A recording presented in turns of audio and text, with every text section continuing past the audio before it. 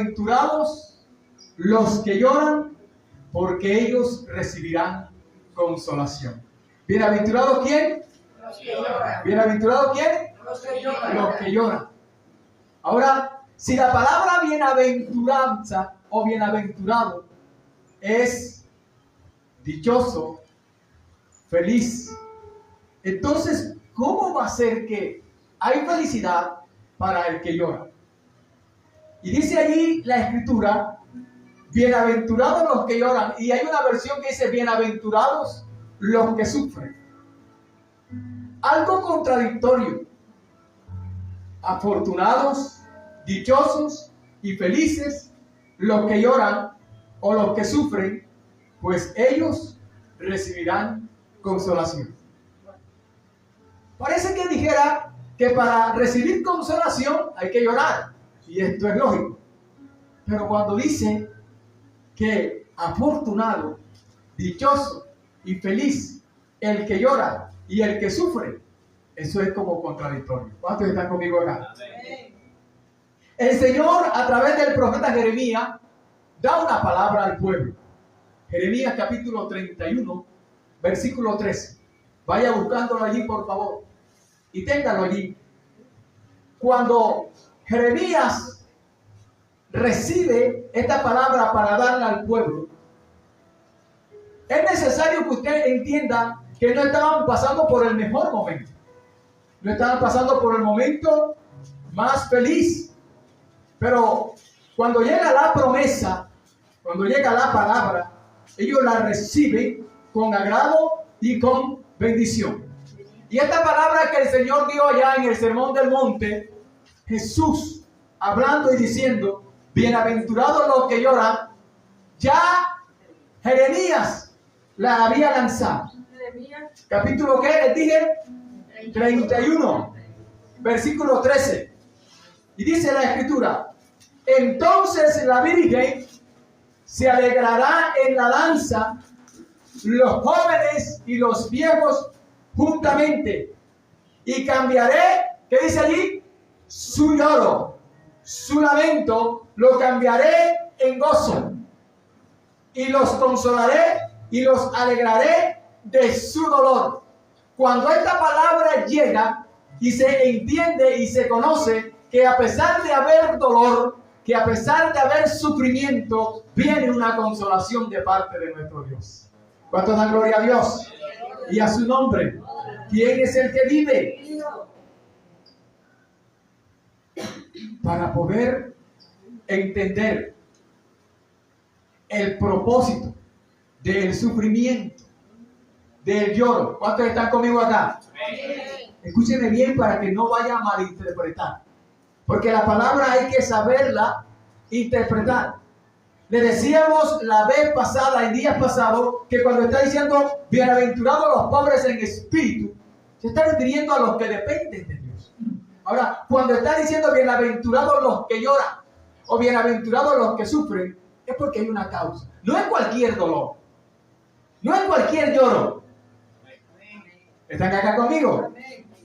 El apóstol Pablo indica, por muchas pruebas o necesidades que pasemos o que estemos, nuestra vida siempre debe estar agradecida con el Señor. A pesar de que haya necesidades, que miremos que en esta vida nada nos da felicidad. Cuando llegamos a Cristo encontramos la verdadera dicha, la verdadera felicidad. ¿Cuántos han encontrado a Cristo? ¿Cuántos han encontrado con Él? La mujer samaritana tuvo un encuentro con el Señor. Ella venía triste, acongojada, y de pronto no andaba anunciando su necesidad, pero se encontró con el dador de la vida y pudo cambiar su mensaje. Pudo cambiar su manera de hablar y se sintió afortunada. Y el apóstol Pablo dice, nada del sufrimiento que hay aquí en la tierra es comparable con la gloria venidera. ¿La iglesia está conmigo acá? Amén. Romanos capítulo 8, verso 18. El apóstol Pablo lo dice, por mucho sufrimiento que usted tenga, por mucha necesidad que haya, sepa que este sufrimiento y que esta necesidad no es en vano. Hay una causa y un propósito para esto. Y el apóstol Pablo lo dice allí. Romanos capítulo 8, verso 18. Dice, pues tengo por cierto que las aflicciones del tiempo presente, o sea, la necesidad, el lloro, el sufrimiento que hay, dice Pablo, la necesidad, la aflicción que tengo, la aflicción que hay, no es comparable con lo que hemos de recibir, no es comparable con la gloria venidera que en nosotros ha de manifestarse. Amén. ¿Está la iglesia conmigo acá? Amén.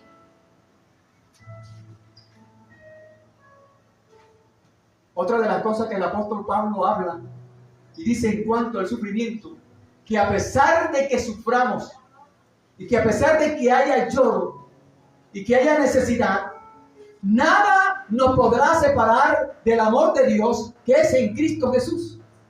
Ahí mismo en Romanos, capítulo 8, el apóstol Pablo lo escribe. Está diciendo en el versículo 18 que lo que estamos viviendo, las aflicciones presentes, no son comparables con la gloria venidera.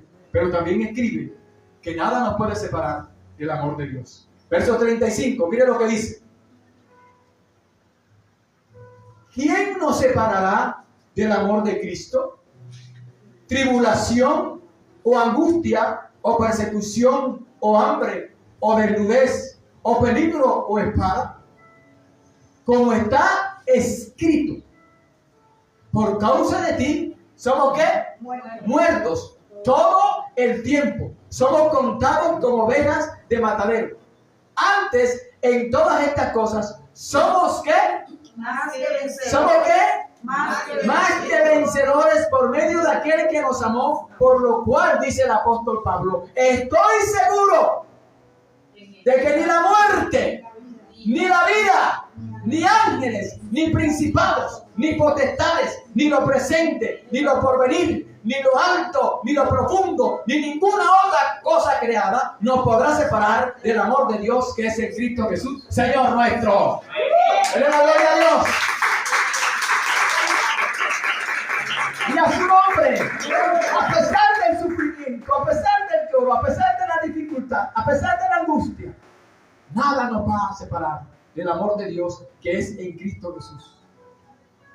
Este sufrimiento del que habla el Señor Jesús allí en la bienaventuranza es el dolor del alma, la pérdida de un ser querido, una separación, un divorcio, alguien que amas se te va, te duele y eso es dolor, una mala noticia. Pero cuando se está en Cristo, a pesar del dolor, el salmista dice, no tendrá temor de ninguna mala noticia, porque ha confiado y ha creído en el Dios Todopoderoso. El creyente en Dios aprende, sigue fijando su confianza o poniendo su confianza en Dios, no importando las malas noticias. ¿Está la iglesia acá? Amén. Porque es que estamos acostumbrados a vivir en nuestra carne, en nuestra humanidad. Y hoy, como el día está fresco, amanecí contento. Pero cuando el día amanece el sol templado, a mí ni me mire. Cuando tengo platica, aleluya, gloria a Dios, y hasta chiflo y canto. Pero cuando no hay plata, se me nota la amargura, mejor dicho, hasta en las pestañas. El cristiano tiene que estar confiado siempre en el Señor y vivir una vida, a pesar de que hay dificultad, a pesar de que hay problemas, a pesar de que hay lloro, a pesar de que hay sufrimiento, una vida confiada en el Señor. El salmista expresa lo siguiente en el Salmo 112.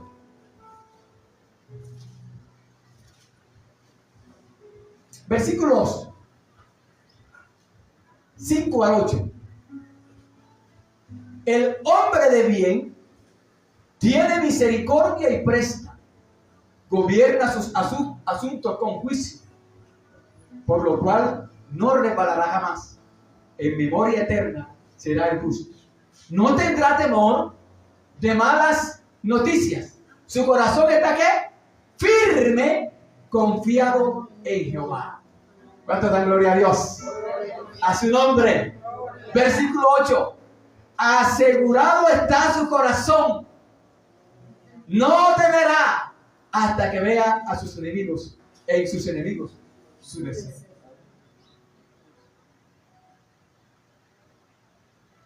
Dios conoce nuestro sufrimiento. Dios conoce el lloro. Dios conoce la angustia. Dios conoce el dolor. Por tanto, Él también dijo que no nos abandonaría ni nos dejaría. Pero, ¿cuál sufrimiento? ¿Cuál dolor? Hermano, es que no tengo para pagar la luz. Eso no es sufrimiento. Eso no es dolor. Si yo me pongo a relatarles historias bíblicamente hablando de gente que sufrió, no es comparado con nada de lo que nosotros hemos pasado. Y hay gente que está en la iglesia, que llega a la iglesia y ya cuando alguien lo diga más, no vuelvo a la iglesia. Ya yo no voy más para allá. Eso para estar uno padeciendo por causa del Señor. No vuelvo. No, mi hermano. El sufrimiento que muestra la Biblia, según los hombres de Dios que vivieron y sufrieron, ninguno de nosotros, ninguno ha padecido por lo que padecieron, sobre todo los apóstoles. Hasta en su muerte sufrieron. Amén. Pero sabían que después de muerte iban a vivir. Amén. ¿Cuánto dan gloria a Dios? Gloria a Dios. Se puede ubicarse allí cuando el Señor conoce el sufrimiento en el Salmo 69, léanlo todo allí en casa. Todo el Salmo 69, léanlo. También puede leer el Salmo 139, versículo 4. Se lo voy a leer. Y dice: pues aún no está la palabra en mi lengua. Y aquí, oh Dios, tú lo sabes todo. O sea, Él conoce nuestra necesidad. ¿Vive o no vive? Él conoce lo que tú estás pasando. Conoce lo que tú necesitas. Pero hay gente que por no tener un par de zapatos para estrenarse para ir a una fiesta, ya eso es sufrimiento. Teniendo una cantidad de zapatos allá en el armario o en el escaparate o qué sé yo. ¿Está la iglesia conmigo? Amén. Sufrir, eso no es sufrir. Sufrir porque te falta un día la comida, eso no es sufrir.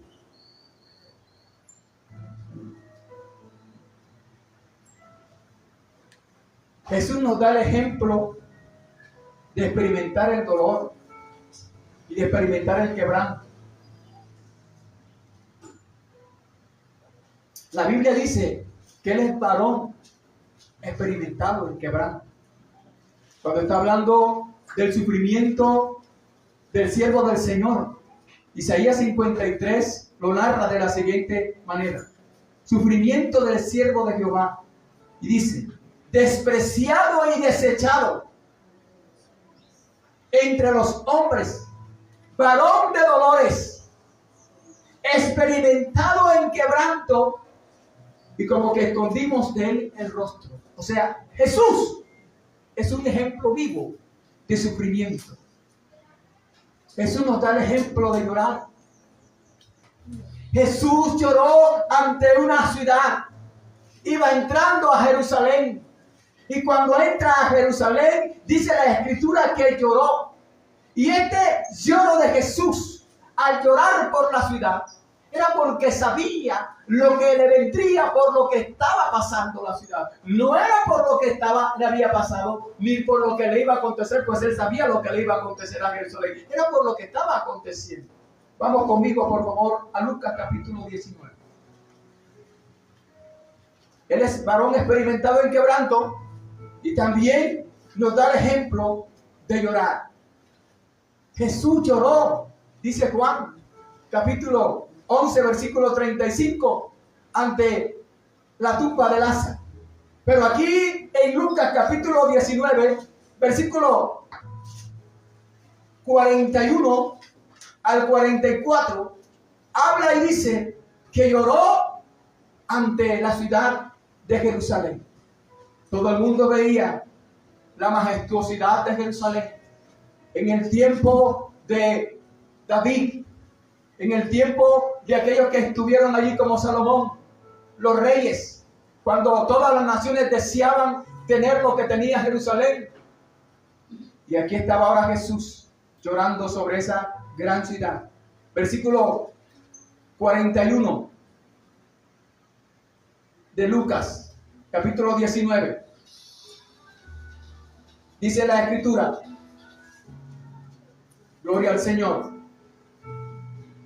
Cuando llegó cerca de la ciudad, Al verla, ¿qué pasó? lloró Sobre ella diciendo, oh, si también tú conocieses, a lo menos en este día, en este momento, lo que es para tu paz. Mas ahora está encubierto de tus ojos. No entendía, no conocía, no sabía lo que estaba aconteciendo, ni aún sabía mucho quién era el que estaba llegando allí a Jerusalén. Y ella dice, porque vendrán días sobre ti, dice el Señor Jesús.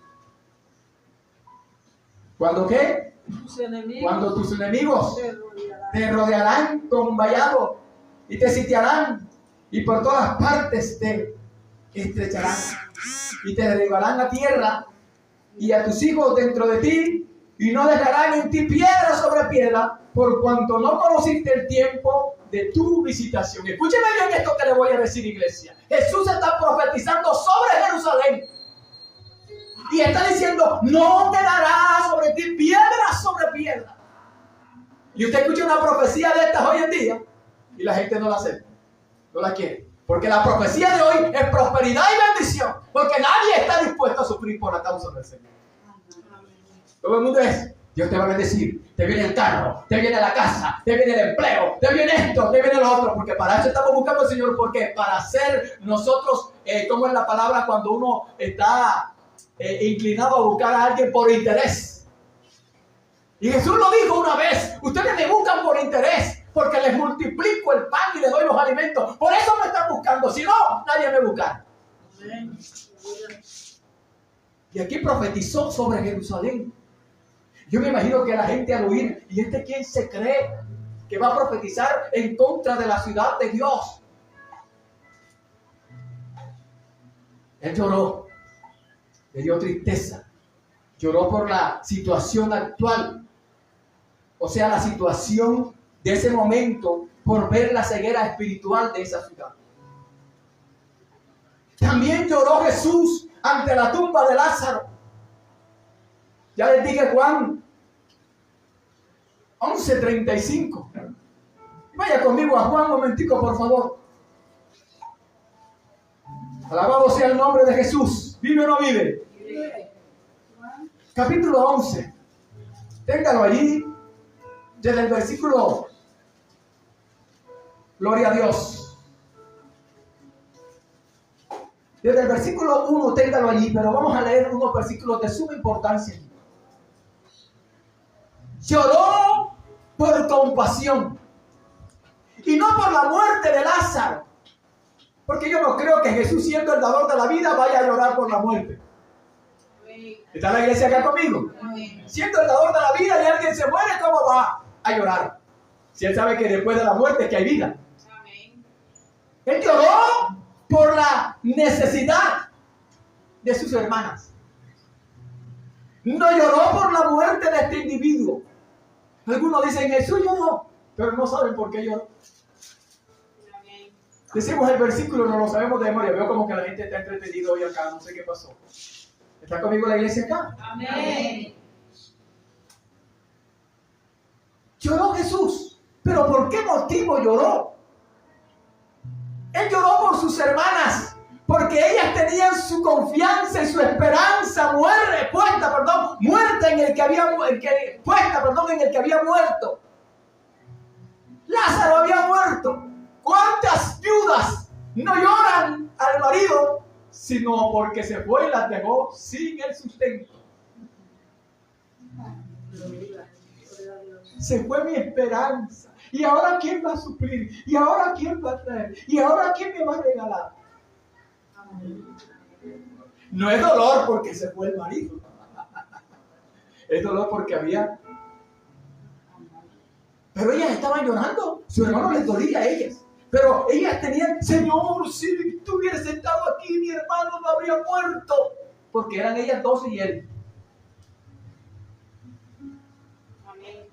Y era el que traía el sustento. Y había una esperanza, una confianza en Lázaro. Y vio cómo ellas habían enterrado sus esperanzas.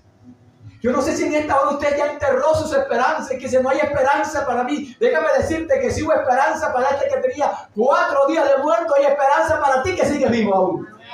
¿Cuánto dan gloria a Dios? Y a su nombre. Y ellas estaban allí llorando y él viendo esa necesidad se compadeció de ellas. Y les preguntó, ¿dónde lo pusiste? ¿Dónde está puesta tu esperanza? ¿Dónde está puesta tu confianza? Hoy quiero resucitar esa esperanza y esa confianza para que la pongas en mí, que soy el dador de la vida. Fue lo que les quiso decir el Señor a estas mujeres. ¿Cuántos dan gloria a Dios? Gloria a Dios. Ahí en Juan versículo 32 al 34, versículo 11, capítulo 11, versículo 32 al 34. Dice la Escritura, María cuando llegó donde estaba Jesús, al verle, se postró a sus pies diciéndole, Señor, si hubieses estado aquí, no habría muerto mi hermano. Jesús entonces al verla llorando y a los judíos que la acompañaban también llorando, se estremeció en espíritu y se conmovió. ¿Qué lo conmovió a él? Al verla llorar, al ver que la gente también lloraba, se compadeció de ella y se conmovió y dijo, ¿dónde le pusiste? ¿Dónde está el que murió y enterraron? ¿Dónde lo colocaron? Le dijeron, Señor, ven y ve. Le dice el versículo 35. Jesús lloró. Dijeron entonces los judíos, mirá cómo le amaba. Y algunos de ellos dijeron, ¿no podía este que abrió los ojos del ciego a ver ellos también que Lázaro no muriera? Y viene el cuestionar al Señor, el cuestionar a Dios. Ese no es el tema. El tema es el llorar por sufrimiento. Y él lloró por compasión, porque ellas estaban llorando por el muerto. Lloró en el Getsemaní. Jesús lloró en el Getsemaní. Estas son las lágrimas de pasión. Dice la Escritura que él vino con sumo gozo, contento, alegre, a sufrir por la humanidad. Pero también lloró. Lloró porque al llevar el peso de la humanidad, mucha gente no entendía eso. La humanidad, la mayoría de ella no entendía el propósito. Lloró por la ceguera espiritual de Jerusalén y por la compasión y necesidad de estas mujeres. Ahora en Getsemaní, vaya conmigo a Hebreos, capítulo 5, por favor. Mire cómo narra la Escritura el llanto de Jesús en Getsemaní. Capítulo 5 de Hebreos, verso 7 hasta el 10. Y Cristo, en los días de su carne, ofreciendo ruegos y súplicas con gran clamor y lágrimas al que le podía librar de la muerte. ¿A quién lloraba? Ante el Padre Celestial. Oró. Recuerda que en Getsemaní lo hizo. Fue oído a causa de su temor reverente. Jesús, al llorar, fue oído a causa de su temor reverente. Y aunque era hijo, por lo que padeció, aprendió la obediencia. Grábese esto que está aquí, por favor. Si este mensaje del sufrimiento o del lloro le trae algo a usted, grábese esto que está aquí en el versículo 8. Y aunque él era hijo y tenía todos los derechos como hijo, por lo que padeció, aprendió la obediencia. O sea, el padecer te trae obediencia. Y habiendo sido perfeccionado, versículo 9, vino a ser autor de eterna salvación para todos los que le obedecen. Y fue declarado por Dios sumo sacerdote según el orden de Melquisedec. ¿Vive o no vive? Vive. Yo creo que él se merece un aplauso en esta hora. ¡Él es bueno! Y para siempre su misericordia. Vamos, dáselo a él. ¡Aleluya! ¡Aleluya! ¡Aleluya! Y a su nombre. Ahora, Pablo relata su conversión y el propósito de su llamado, pero también nos relata el sufrimiento por la causa del Señor. A veces usted dice, es que hay gente que no gusta de mí, hay gente que me aborrece. A Jesús lo aborrecieron, a Pablo también, pero ellos lo aborrecieron por una causa.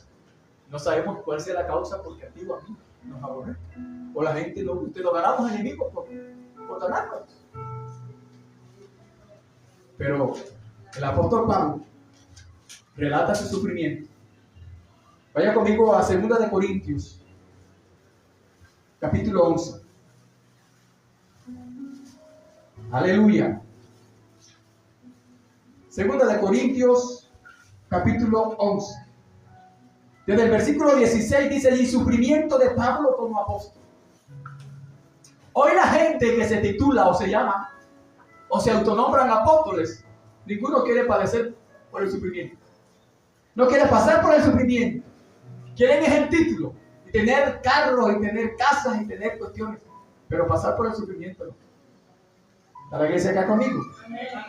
Quiero dejar en claro que no estoy en contra del ministerio apostólico, ni estoy en contra del ministerio profético. Sé que hay ministerio profético y sé que hay ministerio apostólico, y creemos en los 5 ministerios, pero hay gente que se autonombra y se autodenomina y nadie quiere pasar por esto. Mire lo que dice el apóstol Pablo allí en el capítulo 11 de 2 de Corintios, hablando él, expresando él sobre el sufrimiento y sobre el padecimiento. Versículo 20, vamos a leer desde el 20. Dice así: pues toleráis si alguno os esclaviza. Pablo está hablando a los corintios. Ustedes toleran a los que los tienen esclavos. Si alguno os devora, si alguno toma lo vuestro, si alguno se enaltece, si alguno os da de bofetadas, para vergüenza mía lo digo. Para eso fuimos demasiado débiles. Pero en lo que otro tenga osadía, hablo con locura, también yo tengo osadía. ¿Son hebreos? Dice Pablo, yo también. ¿Son israelitas? Yo también. ¿Son descendientes de Abraham? También yo. ¿Son ministros de Cristo? Como si estuvierais locos, hablo. Yo más en trabajos, más abundante en azotes, sin número, en cárceles, más en peligros de muerte. Muchas veces, de los judíos, 5 veces he recibido 40 azotes menos 1. 3 veces he sido azotado con vara. 1 vez apedreado. 3 veces he padecido naufragio. 1 noche y 1 día he estado como náufrago en alta mar. Y en caminos muchas veces en peligros de río, peligros de ladrones, peligros de los de mi nación, peligros de los gentiles, peligros en la ciudad, peligros en el desierto, peligros en el mar, peligros entre falsos hermanos, en trabajo y en fatiga y en muchos desvelos, en hambre y sed, y en muchos ayunos, en frío y en desnudez. Y además de otras cosas, lo que sobre mí se agolpea cada día, la preocupación por todas las iglesias. A pesar de padecer él personalmente todo esto que encontramos allí, también sentía carga y dolor por las iglesias del Señor. ¿Cuánto dan gloria a Dios? Pero el apostolado quiere hoy es andar en... Bueno, ¿y para qué hablar de eso? Pero no quieren un sufrimiento, como Pablo, como apóstol. Dice, son ellos ministros, son ellos apóstoles. Yo también lo soy. Y él fue escogido con un propósito, él fue escogido con un llamado. Y está relatando aquí por lo que le tocó padecer. Quiero culminar con esto. Escúcheme bien, por favor. El autor de los Hebreos nos relata el sufrimiento de los siervos del Señor después de una larga lista de hombres y mujeres que padecieron por el Señor. Podrían llamarse, en algunos le llaman los héroes de la fe. Él da, después de esa lista de nombres que usted encuentra en el capítulo 11 del libro de Hebreos que habla sobre la fe, va a encontrar entonces una lista de lo que padecieron. Y en esa lista miramos lo siguiente. Encontramos una lista de nombres allí. Y cuando dice, por la fe Abel, empieza en el versículo 4, el primer nombre. Y dice allá el versículo 32. ¿Y qué más digo? Porque el tiempo me faltaría contando de Gedeón, contando de Barak, contando de Sansón, de Jefté, de David, así como de Samuel y de los profetas, que por la fe ellos conquistaron ¿qué? Reinos. ¿Hicieron qué? Alcanzaron promesas, taparon bocas de leones, apagaron fuegos impetuosos, evitaron filo de espada, sacaron fuerzas de debilidad, se hicieron fuertes en batalla, pusieron en fuga ejércitos extranjeros. Las mujeres, como dice allí, recibieron con sus muertos mediante resurrección, mas otros fueron atormentados, no aceptando el rescate, a fin de obtener mejor resurrección. Otros experimentaron vituperios, ¿qué más? Y azotes. Y además de esto, prisiones y cárceles. Fueron apedreados, fueron aserrados, puestos a prueba, muertos a filo de espada, anduvieron de acá para allá cubiertos de pieles de oveja, de cabra, pobres, angustiados, maltratados, de los cuales el mundo no era digno, errando por los desiertos, por los montes, por las cuevas y por las cavernas de la tierra. Versículo 39. Y todos estos, aunque alcanzaron buen testimonio mediante la fe, no recibieron lo prometido. A pesar de haber morido por la causa y haber sufrido, no recibieron lo prometido. ¿Y qué era lo prometido? Estar un día con el Señor. Ahora, habían muerto por la causa, pero no vieron lo que anhelamos o estamos viendo nosotros. El vivir nosotros con la gracia del Espíritu Santo. El estar también, el tener una vida de plenitud en Cristo. Donde la gente, cuando en estos días que estábamos allí a nivel mundial de pandemia, nos están persiguiendo. La iglesia está siendo perseguida. Ya la iglesia no la dejan abrir las puertas. La iglesia somos tú y soy yo. Amén. Pueden cerrar los templos, los lugares de reunión, pero la iglesia está viva. Y mientras la iglesia siga siendo perseguida, va a tener vida. Mientras la iglesia no sea perseguida, la iglesia se va a estancar. Y para eso es necesario que el Señor nos despierte y ponga los aguijones y ponga los escorpiones para que la iglesia se despierte. Y mientras la iglesia no se despierte, siempre nos estarán allí azotando y persiguiendo. Amén. Pero hay mucha gente que se quiere ir para el cielo y no quiere sufrir. ¡Ay, no tengo maldito! Bendito sea Dios.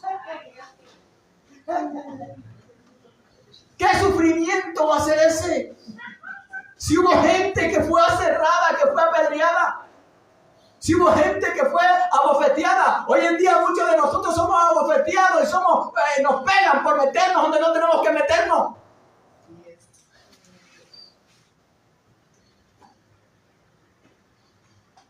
Y la iglesia quiere estar ahí y ya Cristo viene. Señales hay. Y una de las señales es que este evangelio sea predicado. Y una de las señales es que estemos allí adorando al Señor. Y la gente estaba en oración. Ahora en este tiempo que la iglesia está cerrada. Mira la persecución, Señor. Danos la oportunidad de reunirnos. Que las puertas se abran. Vuelven y las puertas de los lugares de reunión se abren. Y la gente no viene. ¿Vive o no vive? Vive. Y estamos según en persecución. Y el gobierno es un gobierno no sé qué. y el Estado es un Estado no sé qué. Y la iglesia ahí, tranquila como si nada. Y nos están haciendo leyes y cuestiones y nosotros no, y peleando entre nosotros, si vota por este, coge por aquí, coge por allá, y el Señor allá, bendito sea Dios, no le doy un cocotazo y un para qué, por misericordia. Ay, que tengo el cobrador todo el día en la puerta y quién. Eso no es sufrimiento por el Señor.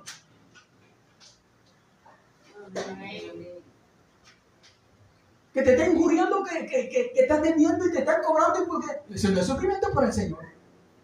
Y está, Señor, dame para pagar. Necesito, Señor, para pagar, Padre, en el nombre de Jesús. Eso no es sufrimiento. Te metiste en una vaca loca tú y yo. Solo. Y ahora queremos que sea el Señor el pagar. Y muchas veces dejamos de venir a la iglesia porque Dios no me oye.